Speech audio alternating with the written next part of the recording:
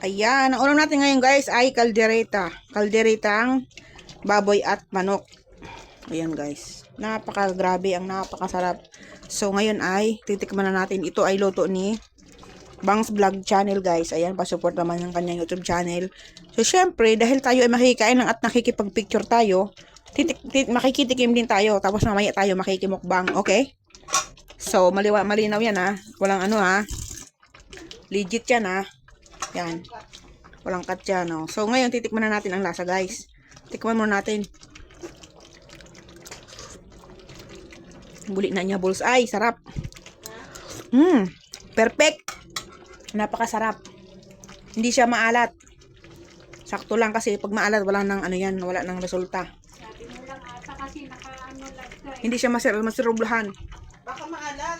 Hindi, matabang nga konti eh. Sa pa nga. Baka matabang.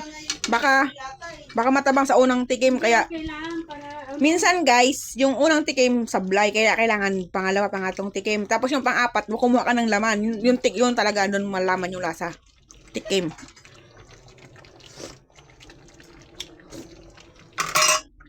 Okay na Mars. Tikman mo ate. Okay na siya, hindi siya maalat.